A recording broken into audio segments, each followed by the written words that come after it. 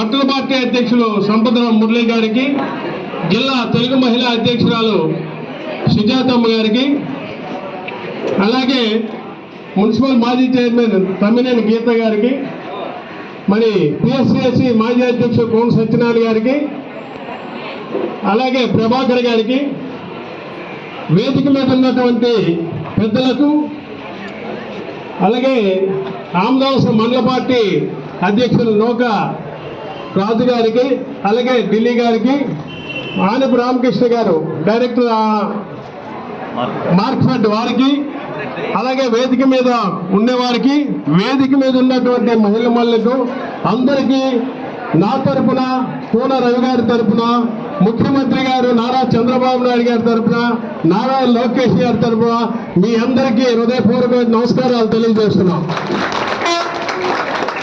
Super 6 లో భాగంగా మొట్టమొదటిసారిగా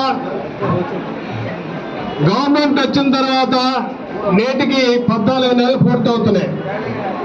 ఈ 14 నెలల్లో సూపర్ 6 లో ఇచ్చినటువంటి హామీలన్నీ కూడా ఒకటిగా ముఖ్యమంత్రి నారా చంద్రబాబు నాయుడు గారు అమలు చేసుకొని వస్తున్నారు.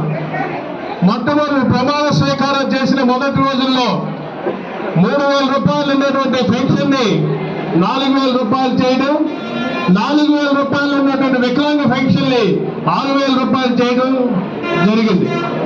తర్వాత ఉచితంగా గ్యాస్ సిలిండర్ ఇస్తా ఉన్నాం. 3 సిలిండర్ సంవత్సరానికి అనుకున్నాం. 3 సిలిండర్లు కూడా సంవత్సరానికి ఇవ్వడం జరిగింది. అయితే అందులో కొంతమంది బ్యాంకు చిన్న డిఫెక్ట్స్ వల్ల కొంతమందికి రాకపోవడం జరిగింది.